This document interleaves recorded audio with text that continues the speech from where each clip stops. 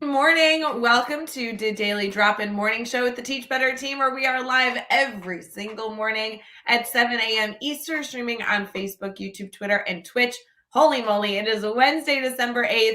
Hedrick and I may have been talking about that we're a little sleepy this morning, so we're going to slowly wake up with you as we get into a lot of different discussions. We have a good news story. We also have, obviously, our celebrations and holidays for the day. We are going to continue discussion around our theme. And oh my gosh, Hedrick has a lot going on that we also want to dive into. So please go fill up your coffee, share this feed so that our friends and family can catch it, whether we're live or after the fact. And we'll be right back.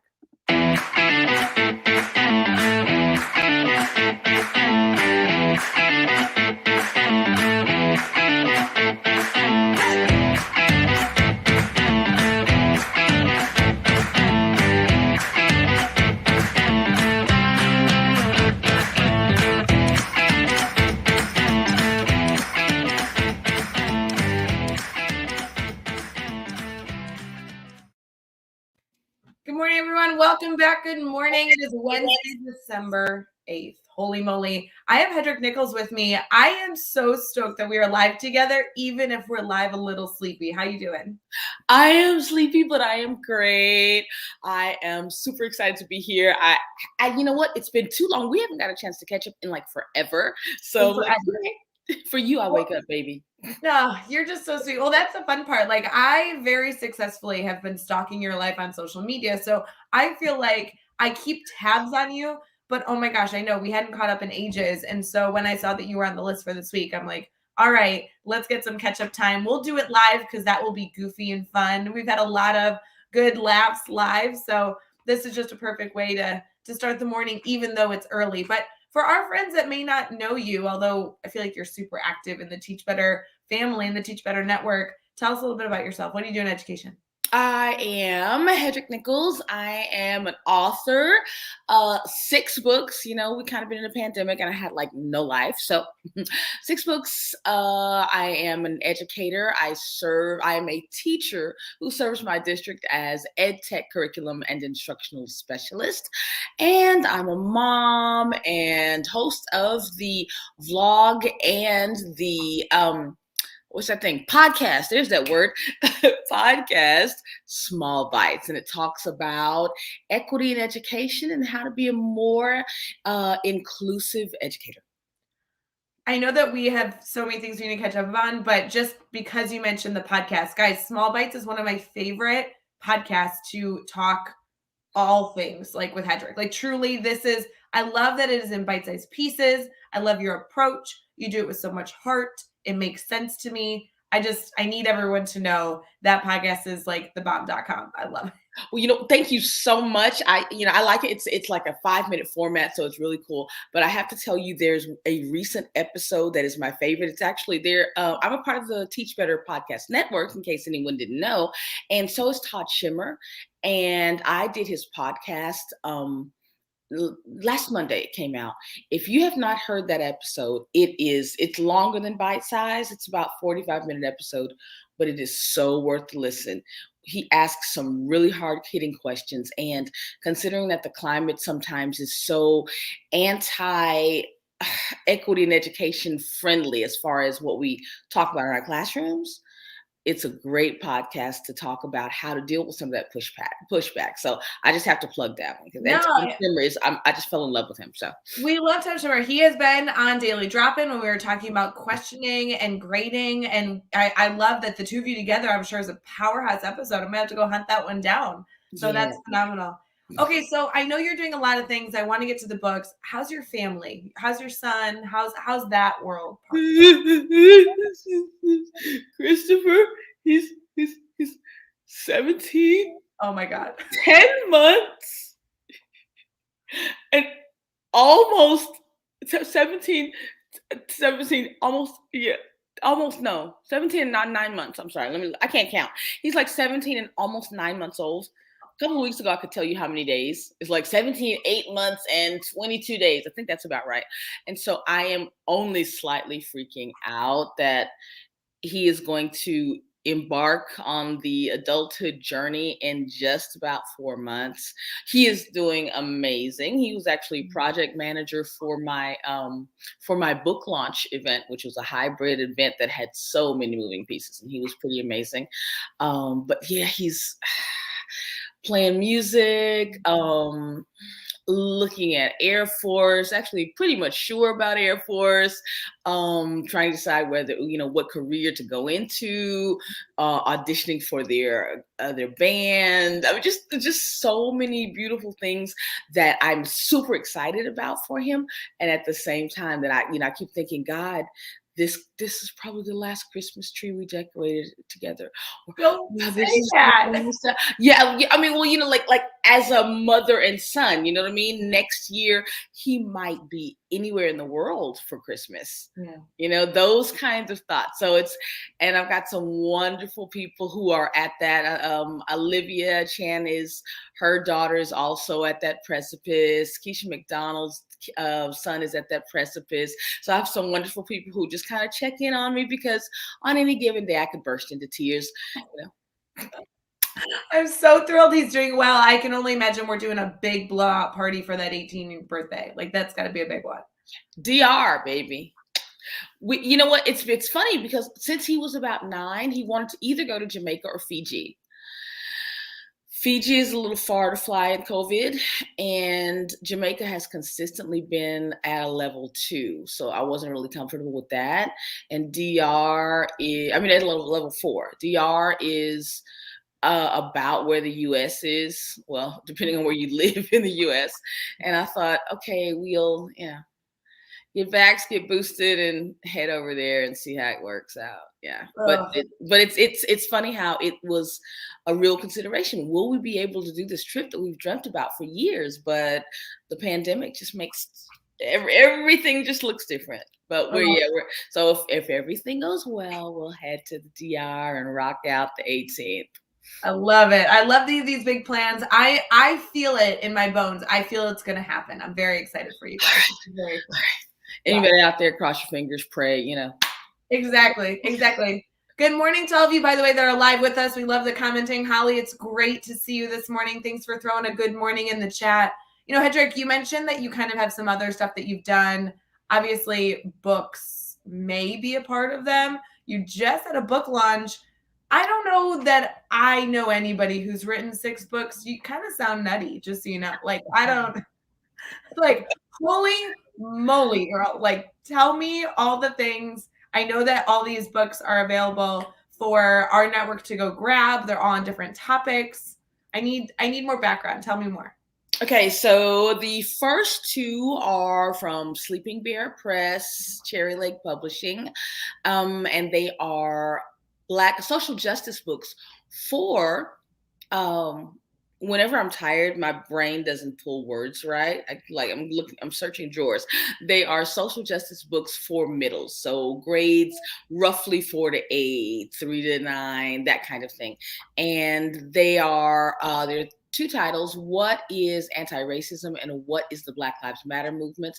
And there's also a combination book called Topics for Change. And those were done in conglomeration with an author. Oh God, thank God I have it here. There we go. Calissa Wing, who designed the series to help kids understand these big weighty topics that we hear about and that might make people afraid. And so I examined them really. What is race, and what is this whole anti-racism thing? Is it not being racist enough? And okay, what is anti-racism? Is that going beyond being not racist? Yes, it is. It's about being something rather than being not something, and how you can help to stand up for your friends who are sometimes marginalized because of their identity. And the Black Lives Matter movement, for example, I also talk about that. And because there was a lot of bad press that it was a terrorist organization, it was a violent organization, and those kinds of things. And the Black Lives Matter movement is a movement that seeks to highlight and protest for and against protest against violence in the Black communities and in actually the LG communities, just marginalized communities in general. Even though it's Black Lives Matter, they actually do a lot of work in other communities and for other populations. So it's more grassroots, less centralized, and has nothing to do with terrorism. Even though, as we've seen, in many cases, protests go wrong. They do.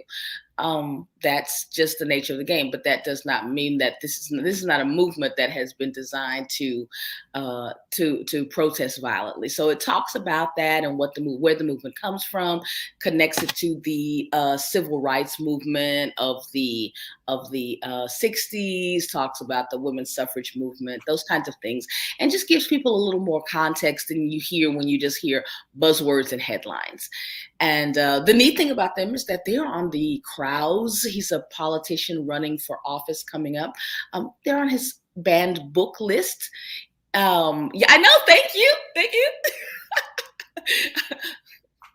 They're on the banned book list with 800, and there were 849 titles. I've heard it's gotten up to 865. I haven't caught up. But he has pulled shelves from people like Mark Twain, Toni Morrison, Ibram Kendi, and Lil Ol' Me. And I think that it's sad that we don't want to even look at how we do gun control in this country, and things like Michigan and Parkland happen, but we pull books from titles and don't even consider what's inside and how they might be helpful. And I say, you're talking about you don't want to talk about race and make your babies feel uncomfortable. And I agree, and no teacher's doing that. But you also don't want to make my babies uncomfortable in an effort to make sure that your babies are uncomfortable or are comfortable, and that's not what's happening. So anyway, there's that too. And there are 3 more that are more Black history. So Black Wall Street, Black in STEM, and the Harlem Renaissance. Those are coming out in February. And the one that just dropped is Fighting Your Blind Spots, 8 Guiding Principles to Overcoming Implicit Bias in Teaching. And that one is a strategy and workbook for educators working in diverse settings and really working toward being more inclusive educators. Friends, I hope you go pick up these 3 books now, the 3 books also in February. We do house direct links to purchasing these books over in the Teach Better bookshelf if you want to head over there and just find them easy. We even have, Hedreich's beautiful face right next to the book, so you can just look for her, click and purchase. It's right there for you.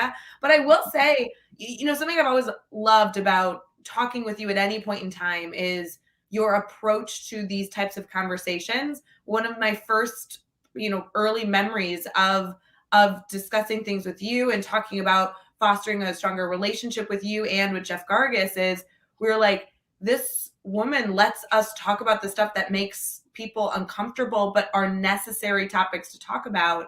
And as a white female, Jeff as a white male, we have to be an advocate for ensuring that these stories, that these messaging get discussed in a way that people can truly begin to chew and enact change. And I think it's so interesting because hearing that there has been any sort of struggle that you've gone through getting these books out there is I just think that's so appalling. I'm so frustrated by that. I'm so sorry. This is the first I heard about it. So I'm sorry you've gone through that. It's interesting. And I had a comment, and I bring it up. I probably need to just let it die, but it's useful because it talks about how resistant we are to talking about the topics, and not in any factual way, not in any, hey, you wrote something and that's not true. That's, I did some research and that's not what I have here. He said there's a special place in hell reserved for you for talking about these kinds of things, and you don't have brain cells and those kind of comments. And I'm really hoping that we can stand down. Think about it. If there's another human being, there's a Bible scripture that says, if meat offends my brother, if I were having dinner with a vegetarian, could I not just have a pasta dish? Would that be so hard? Can I not say, oh, why are you a vegetarian? Oh, well, I have issues with my colon, so I don't eat meat. Or I am philosophically a virgin because I don't believe in killing animals. Oh, okay. I don't have to do either of those things, but I can listen and respect. And that unwillingness in our country, that just vehemence to dig in and not really reach across to the people who disagree with you and at least hear what they're saying. And especially when it concerns large swaths of people who might be, might have a very different life experience and might be suffering or experiencing adversity because of that. And you could do something about it by just listening and learning a couple of things new. That hurts my feelings sometimes. So it's completely appropriate and understandable. I love your comparison between the vegetarian and a meat eater. I think there's so many different concepts right now that people are struggling to discuss. People, I mean, we've talked about this, you and I, like, how do you talk about this without offending people, but you're asking the hard questions, or you're phrasing things wrong and you want to make sure you phrase things correctly. We've had numerous conversations about this, but when you're explaining it in terms of something that is outside of the race dialogue, you're talking about like being a meat eater, being a vegetarian. It's like, well, gosh, how silly is this? We got to figure this out, friends. Like, when you like, come on, we got to figure this out. Yeah. And and the thing about it is that, if you really are patriotic and believe in liberty and justice for all, or one nation under God, indivisible, those concepts say one country. This ain't the Cowboys and the Steelers. You know what I mean? It's like we can retreat to our respective sides and say, okay, this is my team. And we've gotten like that very much politically and about identity, that it's an us and them mentality. And it's like, hey folks, whether or not you're pro-life, whether you're Republican or Democrat, it doesn't really matter what you believe. We still have to function as one country, or else we're going to implode. And it's like, dude, are you kidding me? Do you not realize that this is kind of important, that we find a way to? Yeah. So that just is like, okay, all right, let's just be evil to one another. And where's this going to end up? Well, I'm just appreciative that you are putting out content that fosters discussion, that fosters change, that fosters people being able to be more knowledgeable on this concept. I want to encourage everybody to not only listen to the podcast, but obviously go check out those book resources as well. And obviously we'll have a big celebration when the next 3 come out in February. So I do appreciate the difference in the 3 that are currently available. That one is an educator specific workbook that is such a valuable tool for us all to go pick up. Obviously it just came out, so that's very exciting. And then the other 2 that are, really going to dive into topics in a way that, you could even present to students, which is really valuable. So we are going to transition here into some good news stories, some good news articles, some holidays. I know you love a good holiday, so we'll be right back, and then we're going to continue this discussion.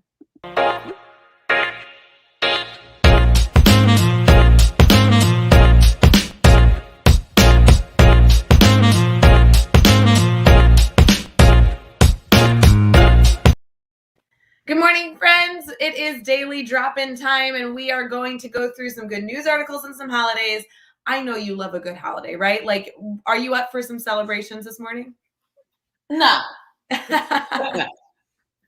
We got some good celebrations. More importantly, I think one of the best days ever is today. We were talking about how we were a little sleepy. I had a long day yesterday. You were up for hours last night.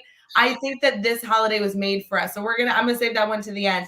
I do want to give a shout out. There are a number of different beautiful holidays going on today. One is in the Catholic faith, and the other is in the Japanese culture. So as you continue to go throughout your day, please celebrate, even if you don't identify with those cultures, celebrate the opportunity that we all have to learn about each other's religions, or learn about each other's ethnic background, and continue to foster some wonderful celebrations there. Hedreich, I don't know how you feel about dessert, but are you a dessert person? Yes, good dessert. Good dessert. And what do you define as a good dessert? How do you locate a good dessert? What is a good dessert made of? Good dessert is made of really good, it starts with good ingredients. You know what I mean? Like I don't like a chocolate bar or, okay, everybody's down for a pack of Skittles every now and then. So I can't, gotta love Skittles. But it starts from fresh ingredients and no preservatives and, stuff like cream or real dark chocolate or pecans, yum, stuff like Mhm. that. A great cheesecake, Oh, those kinds of things. Yeah, good brown sugar, caramelized apples, peach. So yeah. now you're just gonna make us all hungry. I will say I have a feeling while I know these specific dessert pieces can probably be made poorly, I would hope that we all can take some commitment today to go make them with wonderful ingredients. It is World Brownie Day, friends. So as we continue to go throughout our day, y'all need to go hunt down a brownie. I don't care what kind of brownie. It can be just, a chocolate brownie. It might have nuts in it or something in between. But I think we all need to take a moment on this beautiful December morning to acknowledge that we need to go hunt down a brownie for World Brownie Day. World Brownie Day. Yes. Yeah. Yes. Now, wait a minute. You mentioned the Catholic faith and the Japanese culture. Yeah. Do brownies belong to one of those, or I You missed know, that? these are all separate holidays that we're celebrating. But I will say I don't think that people necessarily can't double dip. Like they might identify as a Catholic within the Catholic religion and still eat brownies today. I think that's possible. All right. Well, and I would like to shout. There might be some triple dippers. You know what I mean? You are Japanese Catholic and a brownie lover, so. You know what? I would love to meet all people, regardless of what holiday you're celebrating, whether you're choosing to celebrate all three, maybe just one. Keep us updated. I know there are some people in the world that don't like a good brownie, but might celebrate some other holiday today. I do feel though like there is nothing compares to a wonderful homemade brownie with those great ingredients. That is yummy. Yeah. Now you didn't say what are the two holidays? What are they celebrating? Yeah, so one is the Feast of Immaculate Conception, which is in the Oh Catholic yeah. faith as we continue throughout the December holiday leading up to Christmas. I have learned so much about Christmas since doing Daily Drop-In because I'm just reading all these articles of like St. Nicholas Day and everything that's leading up. So I feel like I'm becoming so educated. This other holiday I was reading about this morning, it's in the Japanese faith. It's oh my gosh, I'm gonna butcher it. Bodhi Day, it's Bodhi. And as I go through, it's within the culture. And it has the emperor has actually moved this day numerous times. But it goes through this concept of benefiting all. So it is observed to mark the moment that took place 2,500 years ago when somebody that is very connected to the Japanese faith achieved enlightenment and became a Buddha. It kind of goes through, for those of you who want to read about the holiday, nationaltoday.com has all these details. As we talked about before, it not only goes through the history of this day, but also goes through how to celebrate the timeline. I mean, this holiday in the Japanese culture started in 528 BC, which is wonderful and is still celebrated today. Really, that like it says world peace symbol. Also goes into like how do you wish somebody a good day. It goes through like how you can greet somebody who might be celebrating this day. One here says have a blessed day is a greeting that's appropriate. And then it also has 3 suggestions on how you can observe it, how you can celebrate this day. One of them is to make some decorations. So to decorate the house with pictures and little statues of a Buddha under a fig tree to remember this day of awakening. You can also light candles and other lights to symbolize enlightenment. So there are a lot of beautiful things I'm sure going on around the world to celebrate this holiday today. Yay. So fun, right? It's funny. The fig tree is a symbol of enlightenment in other faiths as well. So it's funny how the more I learn about other cultures, how many things we have in common. That just never ceases to blow me away.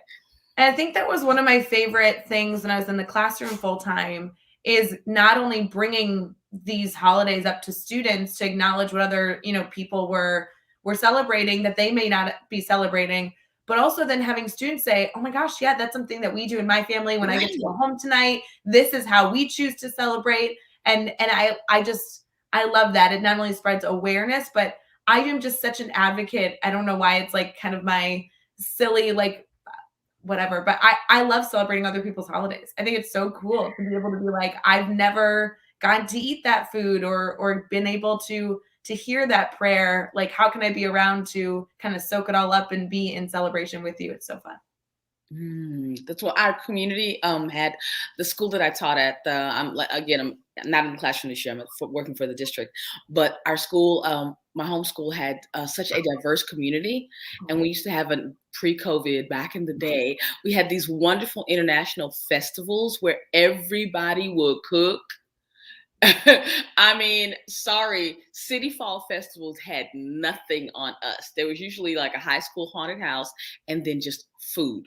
And you could eat your way through for 2 hours because there was Somali food and there was Ethiopian food, those kind of close, but and then there was, we have Mexican food and then we had Vietnamese food. They're just, oh my God, people's mamas were cooking. I love it. That's the best. That's the best.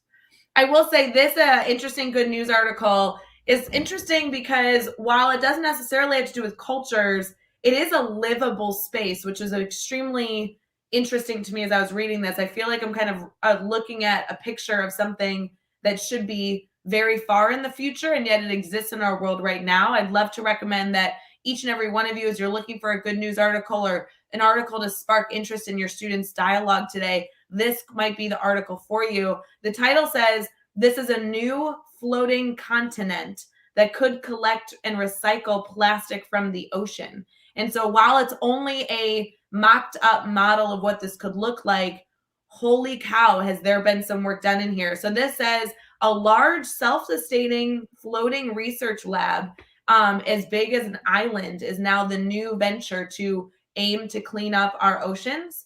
As it goes through it, they discuss that this is going to be called the eighth continent. And it won an award in 2020 for its architecture and innovation as it sits on the sea, and the people can actually live on this continent to live and work and eat and sleep and study full time. So looking at this, looking at something like this eighth continent, they're describing it as kind of like a water lily. It floats on the top of the water, and it collects all the garbage, all the plastic that's within the ocean, and is going to be something that they're going to roll out within the next few years and begin the construction on to see if we can clean up our oceans by building a new structure. And I am just blown away. The architecture is beautiful, to be honest with you. I know sometimes we see these inventions and they're not necessarily the best looking, but they have a beautiful, intention. This is truly looking like a massive flower that's going to be sitting on the ocean top and truly hope to make a huge impact. So definitely go check that out. It has 3 long legs and a beautiful top. I have a little picture here that I'll try and show on screen, but yeah, I'm checking it out. I was like, I got to see this myself. Oh, wow. Yeah. Look at that. So I think this could be a really interesting article to bring up, depending on what you're teaching, what your students' ages are, and what your intention is. For me, I really would love to focus on this concept of innovation. Every time we have an innovative article that we bring, whether it's a student creation or a research creation, we're looking at this opportunity for people to rethink the world around them, rethink possible solutions to the problems that exist in the world.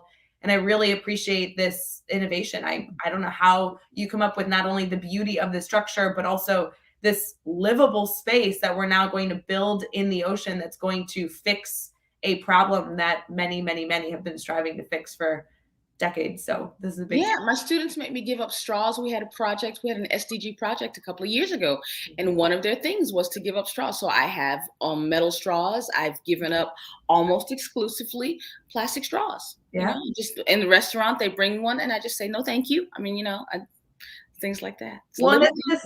And isn't that a cool opportunity to not only foster conversation around innovation, but also now identify this problem of needing to clean up our ocean and be able to say, is there anything? And sometimes there's not really, but for this specifically, there is there anything that our students, regardless of the age, can do to be a part of the solution versus a part of the problem? Simple concepts like, yes, you can choose to give up straws is an enormous element that we all have control over, so that's powerful. So powerful. By the way, that there's an article in Time for Kids. When I looked, I found it. So if teachers want to share this beautiful water lily with their kids, check it out. It's there. So. I love it. So cool. We're going to transition here into some conversation around our theme this week, and then Hedreich, I also want to make sure that if there are questions in the comments this morning, we're able to get to those, dive into the book a little bit more to make sure that people really feel like they have some tactical takeaways they can go bring to their classrooms, to their lives right off the bat. So we'll be right back as we head into our Brainstorm Bank.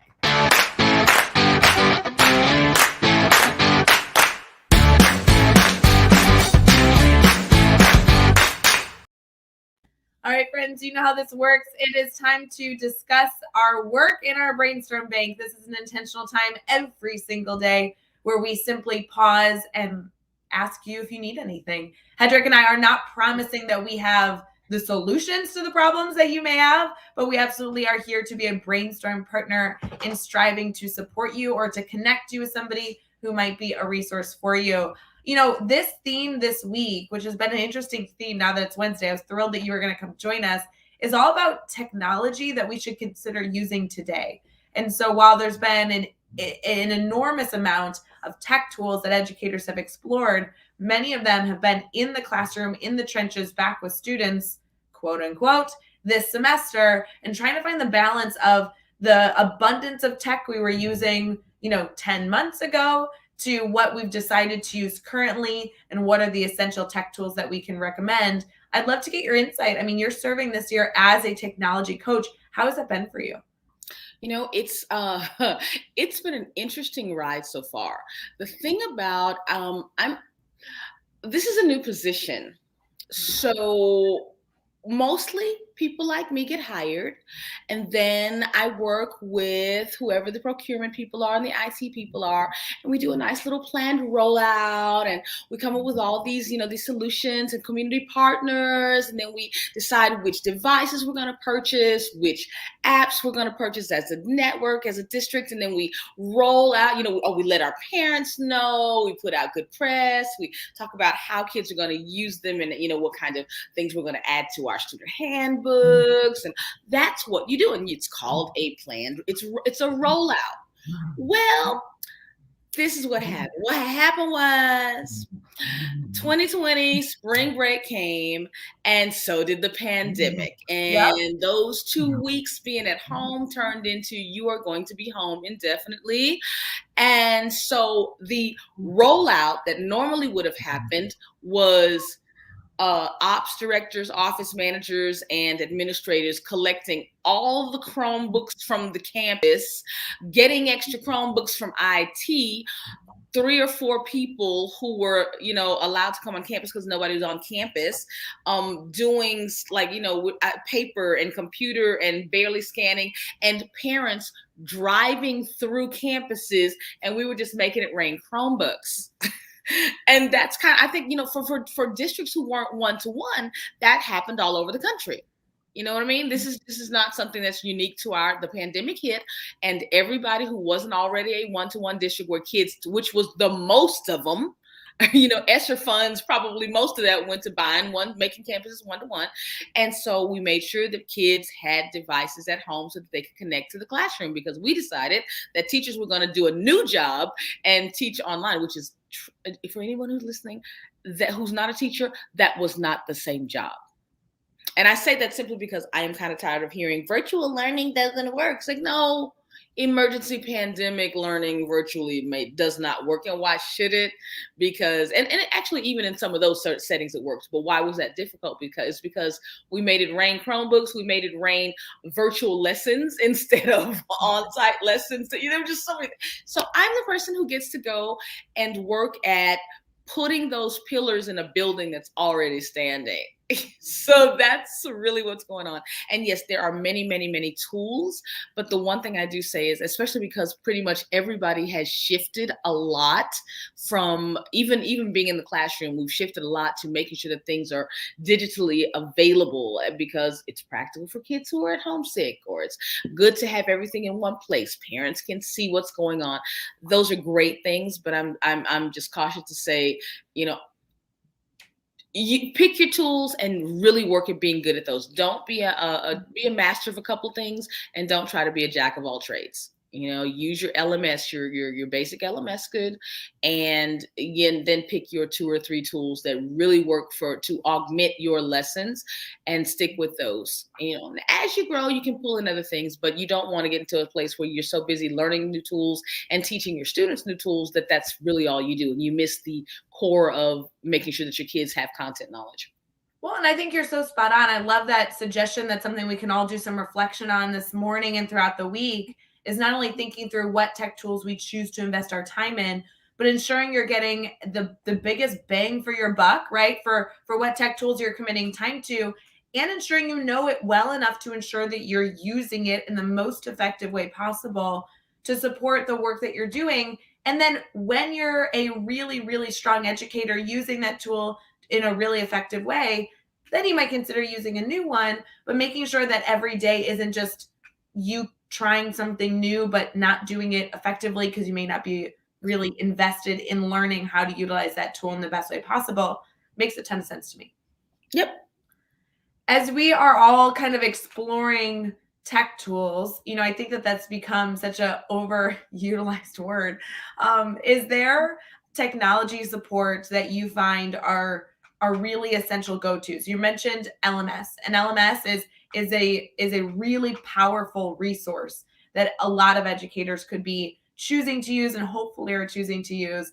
Are there some of those fundamentals, those essentials that you feel like you want educators to think through and ensure that they are committing some time to learning? I think whatever your district is using, whether it's Google Classroom, Schoology, Canva, any of those big name LMS, Blackboard, I think it's good to learn that system well. And when I say learn it well, I mean develop your system within that takes into account cognitive load theory. If you don't know what that is, please go and look it up. It has nothing to do with CRT, just telling you. So don't freak out. Cognitive load theory, CLT, cognitive load theory, it talks about how kids process information and how much extraneous stuff takes up energy so that they no longer have energy to actually learn what you're trying to teach them. So it talks about, for example, online, if you put an assignment online, hyperlink things, Control K, Control V, Control copy, then Control K to your text that you want to hyperlink, Control V. And I say that because look it up, hyperlink. If you can put things on one document as much as possible so it leads people directly to it, and don't have your kids going through 13 clicks, your folder, your subfolder, your assignment, your external app, your Google Doc in the external app, by the time they've clicked 7 times, they've expended so much energy. They're no longer as focused to be able to actually take in the content. So that's one thing I talk about. Learn if it's whatever it is, Schoology, Canva, Blackboard, and Google Classroom are the big 4. Whichever one you use, pick your way of using it and stick with that system. Of course, I would love it if every district would kind of norm around how you're going to use the system so kids would know it, like intentionally with design. But again, those are things that districts, that's a new job. There's not an instructional course template designer for districts. There needs to be, because it believe it or not, kids are just exhausted from clicking around. So there's that. But you're talking about streamlining the way that you deliver those initial moments of instruction, regardless of what they're actually doing. I love your emphasis on trying to make this clear and cohesive and effective so students can actually focus on the information, the assignment, whatever you're having them do, versus clicking on the right button, opening up the correct tab, and hunting and hunting and hunting. We've all had that concern where we're looking for a resource. We don't even know where to begin. We search something in Google Drive. We can't find it. Now it doesn't even matter what the resource is because we're so frustrated, and we'll figure it out with something else. And so making sure that things are user-friendly for our students so that they can focus on the content, the purpose behind what they're hoping to achieve is a big deal. I love that suggestion for this week. And think about it in your classroom. When you put your classroom together, your physical classroom, you would never have the pencil on one side of the room, the paper in the north corner, the place where you turn in stuff somewhere over in the south corner, and then whatever their books or whatever resources they need somewhere. And you would never have your kids crisscrossing the classroom. You know what I mean? Most of us have that one little bin. This is where we turn in. The pencil sharpener is also here. Any paper materials, extra pencils, all that's in one spot. So the kids have this one place they can go, and there's a flow in your classroom. And you want to have that in your whatever your virtual LMS, learning management system, is. So that's kind of where we are with that. Phenomenal connection there between the virtual space that we organize our resource and the physical space that we organize our resource. I know there's numerous classes and moments that educators have chosen to take where they are thinking through what's the flow of my classroom? How are students going to walk in? How are they going to engage with learning? How am I going to easily have them leave and enter in a very safe space? We think through that almost ad nauseum. That was a constant thing that I worked on with student teachers. Now we can discuss it in a virtual space as well. It doesn't just go away because it exists on the computer. This is so good. So many great moments of reflection, Hedreich. I really appreciate it. With the work that you have been able to do, I know you are able to support and foster discussion on so many different topics.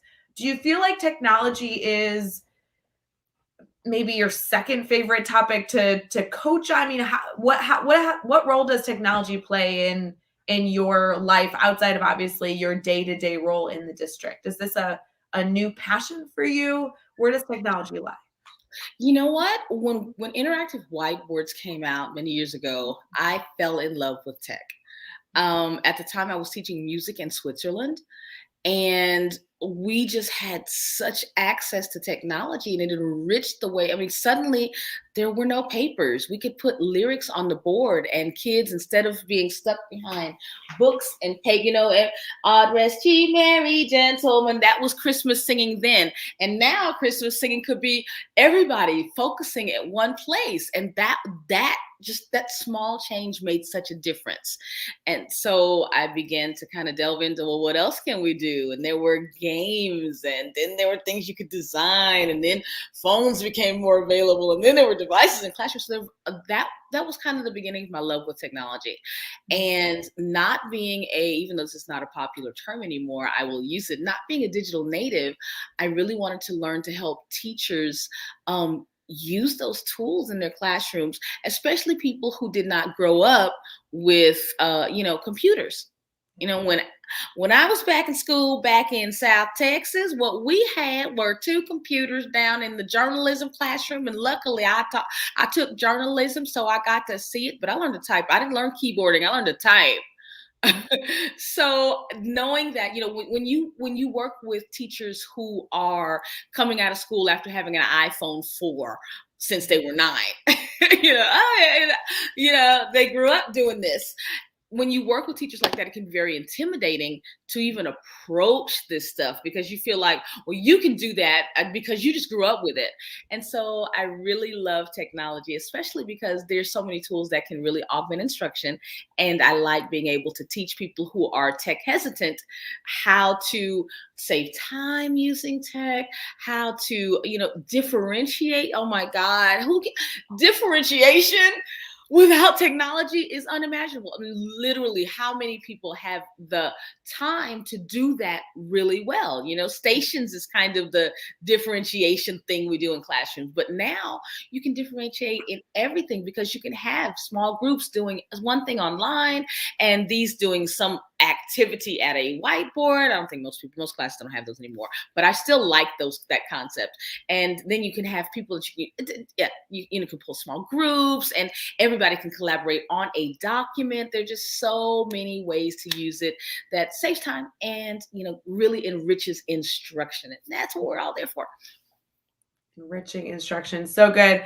Every single week when we have this overarching theme, we hope to be able to touch on it every day, regardless of who our guests are joining the Daily Drop-In show. Wednesdays, though, are very special, because Wednesdays are when we're able to give a recommendation on how our audience can continue to foster discussion, exploration, and their own personal education on the themes. And while we will continue to talk about this theme Monday through Friday, we know that we just skim the surface of so many important ideas. So we have a recommendation for you, and we'll be right back to ensure that you are continuing your exploration with the right tech tools to support you.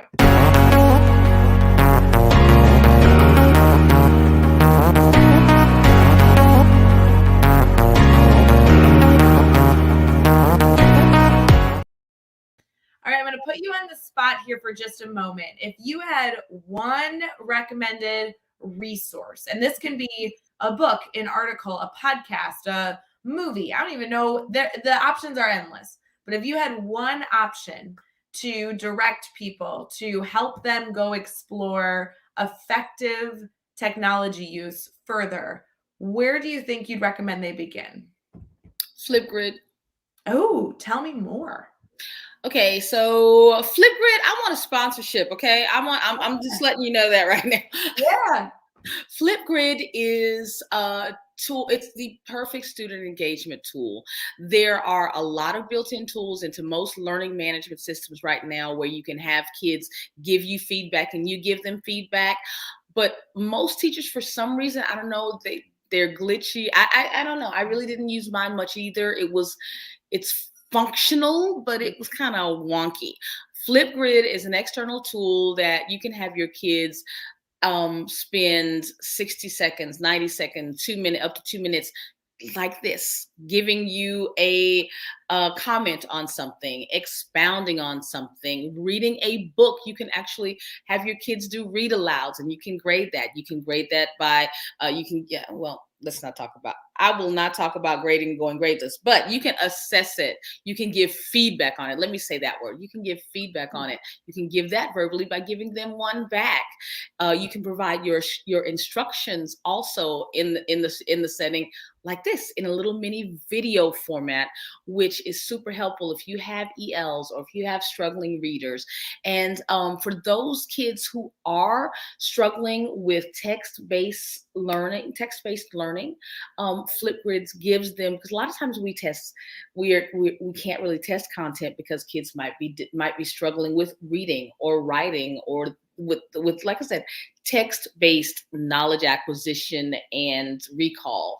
And Flipgrid gives kids the time to tell you how to do long division, and they can show you how to do long division, those kinds of things. So that's probably my favorite go-to tool, and it's super user friendly, and you can do gallery walks inside it because you can set them either to public or to private, and kids can go around and comment on each other's, and it gives you an opportunity to talk about community and not bullying. And because it's social media-ish, if you use it in a public way, it gives kids the opportunity to practice liking and commenting in an encouraging and uplifting way. And you can use it to teach that skill explicitly, because unfortunately that's something that a lot of parents haven't learned, considering what I'm seeing on social media. So it kind of does, it's a twofold learning path you can take there. Well, I love this recommendation, because if you are somebody who is at all hesitant or isn't using Flipgrid, this is now an opportunity to go and explore that resource. The other element that I wanted to highlight, which was truly just sent to me earlier this week, is the new book by Monica Burns. Monica is a great friend of the Teach Better family. She's published numerous books, but just published a new one with ASCD. And this one's called EdTech Essentials.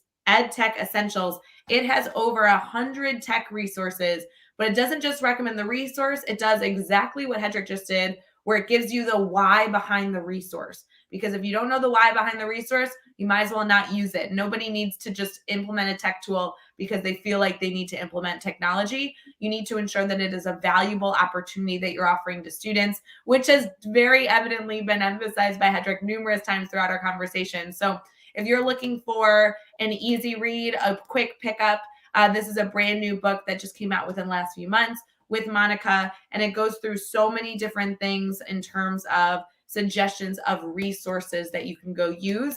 And let me know if anybody needs that piece, because I can direct you to that link as well. But shout out to Monica and her work in that space.